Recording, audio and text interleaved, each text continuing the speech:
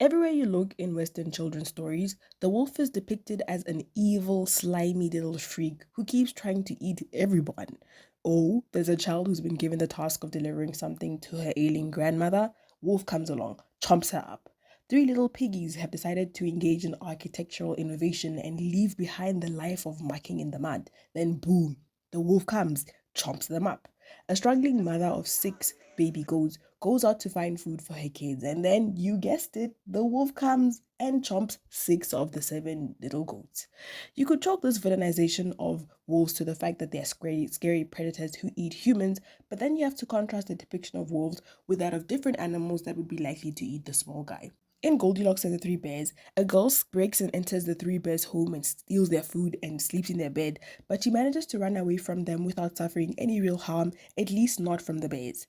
In the Three Billy Goats graph, three goats wish to cross a bridge to get to a new meadow because they have deforested their own.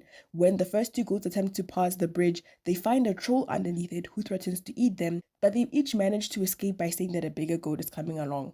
When the third, largest goat comes along, the troll threatens to eat him, but the biggest Billy Goat graph just kills him. So there's something about wolves that really rubs the West off the wrong way. We got rid of wolves in North America to civilize the continent. And civilization couldn't occur if wolves were there.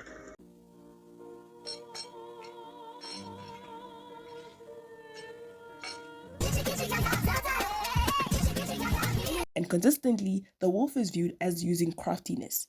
The wolf is manifest evil, but always operating under some sort of veneer. It is a master of deception, here to kill the innocent and destroy what you have built. Hoodwinked is unique, particularly because it subverts the depiction of the wolf in a very significant way. It is a 2006 animated movie with exceptional storytelling and unfortunate animation. I've personally grown to love the animation style though, so rather than relying on a singular point of view, it follows the perspective of four different characters to arrive at a more holistic understanding of why it is that the wolf pretended to be Granny. The movie happens against the backdrop of an ongoing recipe theft debacle, which has resulted in many small businesses having to shut down. The whole overarching message of the movie is that things are not always as they seem, and that we have to hear everyone's side of the story before we can come to conclusions. Now, the wolf is the subject of pretty consistent racial profiling. Or she could just be another victim of a hungry wolf. The wolf did it. Talk about profiling. Racial profiling here should be understood not in the racial constructionist sense, though race and racial stereotypes permeate throughout this movie in pretty insidious.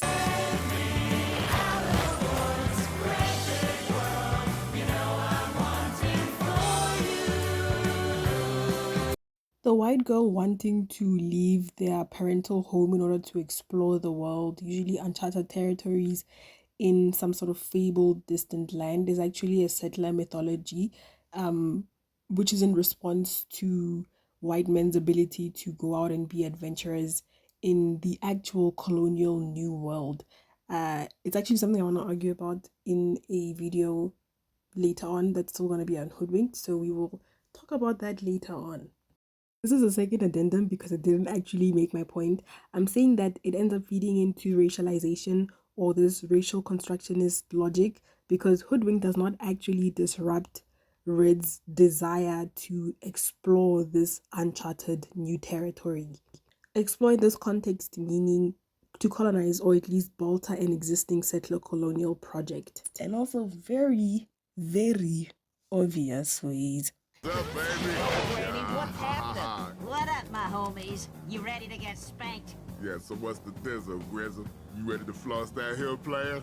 Full shizzle. Yeah, give us some. Here you should think of race in the literal biographical way, as in genetically distinct populations of individuals within a particular species. I'm going to avoid making this video excessively academic, so we're going to assume or take for granted the idea that race and biology are stable concept, because there is the idea that even the distinction of races, for example, a human being versus a bird, that these things are also not stable, they're also not biologically determined, and they also end up falling into Eurocentric modes of reasoning. But we're gonna just say that they are stable and that they are durable for present purposes.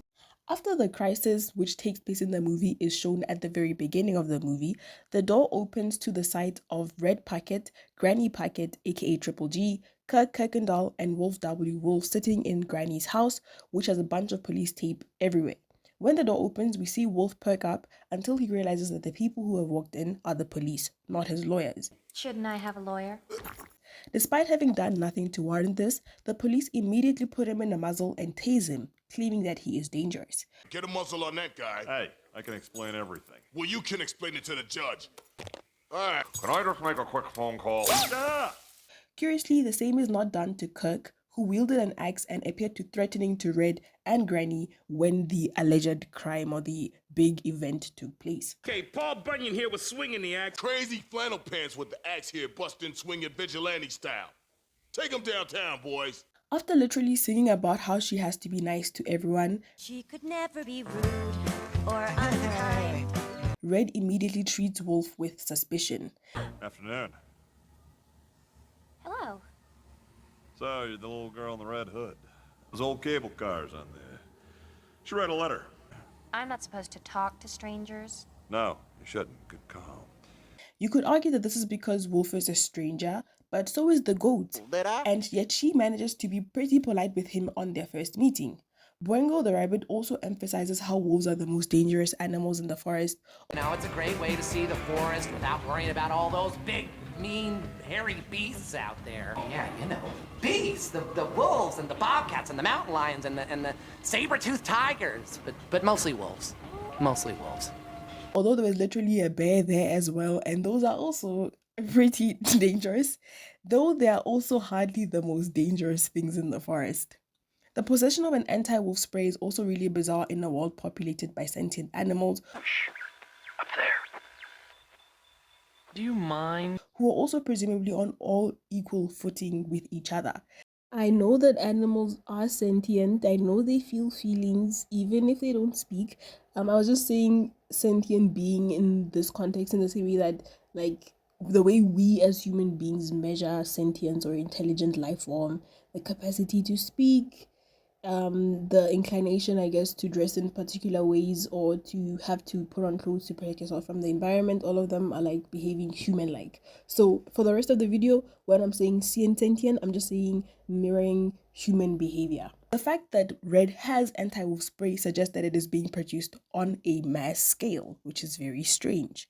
And then the most damning and important line, That wolf was gonna eat us all. is said by Red, although that accusation makes absolutely no sense. From his actual conduct, even with Red's biased account and the things he has said, the most logical conclusion that should have been reached was that Wolf was the goody bandit, not that he was trying to eat anyone. Something smells good.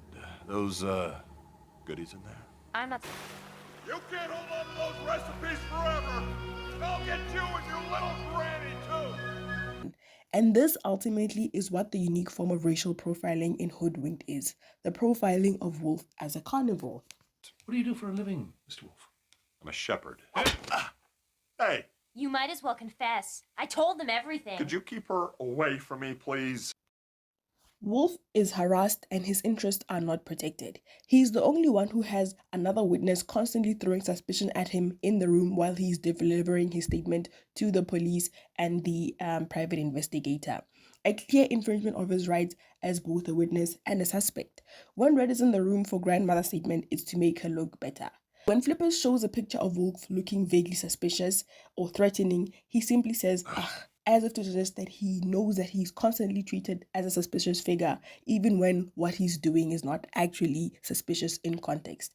The suspicion and contempt with which Wolf is treated can be contrasted with the way in which another animal in his species is treated, namely Nicky Flippers' dog.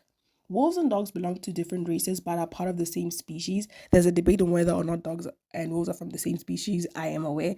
Ultimately, those species and race and all the other stuff are all made up concepts used to justify biological racism. They are fuzzy, they are nebulous, and they are kind of largely inconsequential unless if you want to follow a certain line of reasoning. So, whatever, the debate can happen.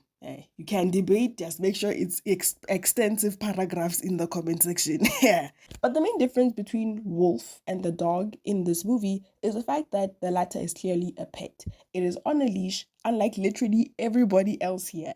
Because we see it holding a notebook and a pencil, we can at least assume that the dog is intelligent in the same way that the rest of the animals here are, but it enjoys a sort of privilege that its wolf buddy does not, and yet we can clearly see that in relation to the other animals in the society, it occupies a subdued position because it is on a leash. The dog remains on a leash unless if it is actively working, and we never see it speak. It is the only animal, other than the sheep, walking on 4 legs. It is docile and servile. It remains the best friend of the intelligent species without itself being given the markers of intelligence that all the other animals in the movie are. The wolf and dog are treated so differently, but both the treatments of wolf and the dog ultimately amount to discrimination. Technically speaking, the thing that happens in Hoodwinked is better described as species profiling, but I think phrasing it this way helps people to really understand the point I'm trying to make. Whereas the wolf is mistreated by police, the dog is kept on a leash, not trusted to get on to his own activities except when it is working. In both instances, there's this suspicion that the Canis lupus and the Canis lupus familiaris simply cannot be trusted to behave properly. Over and over, Wolf is villainized for being presumed to be a carnivore. We know from this scene. I mean, should I call her? Am I supposed to play it cool or what? Well, she's keeping her options open. Seeing other people, probably. You should do the same. Shh. Up there. Do you mind? That even insects are sentient in this world. When Flippers throws an olive in the sky and eats it, the bear looks disturbed, presumably because he thought it was a fly, but does not make further comment. Of course, we can assume that flies are also sentient in this world. The greedy pig looks on excitedly when he hears the word chicken. I like to count my chickens after they hatch. Chickens? Which are presumably supposed to be eaten, despite the fact that we can also presume that these chickens, like the woodpecker, are probably also sentient. While others are presumed to be carnivorous and no one bats an eye at the thought, the mere suspicion that Wolf is a carnivore warrants all sorts of measures to be taken to keep him bound up. The discrimination is unique because other people and animals are not muzzled and beaten, even when there's a reasonable belief that they do eat other animals or they are a danger to other living beings. So, all fingers point to the bandit. Not my finger. Oh no, you were just out damaging forest property, cutting down the redwoods we all call home. And the worst part is Wolf isn't even a carnivore. What can I say? I was raised by wolves. After talking to a sheep in the field, Wolf says to Squirrel, "Oh, sheep made me hungry," or "Old sheep made me hungry." Those sheep made me hungry. After this, we're grabbing a bite. Sounds good. After this, we're grabbing a bite to eat. I think that this semantic difference, saying "oh" or "old" and not "the sheep," suggests that it is not the sheep itself that made Wolf hungry. When Granny, Wolf, and Kirk are fighting the bad guy, there's a part where Wolf bites the guy's leg. He says "ugh" before biting him, which suggests that he finds the taste of meat disgusting. Wolf is racially profiled because everyone thinks he's going to eat them, but the only threat he poses is to a bowl of salad. While squirrels do eat meat if the alternative is dying, they're primarily herbivores. So it's very unlikely that Wolf would say we should grab a bite to eat, referencing meat when speaking to the squirrel. Wolf is just a vegan. So yeah, this is a very interesting way in which Hoodwinked deals with racial profiling in my perspective. The movie has a lot of cool Easter eggs, so I'm probably going to make more videos about this movie pretty soon. Until then, don't trust any rabbits.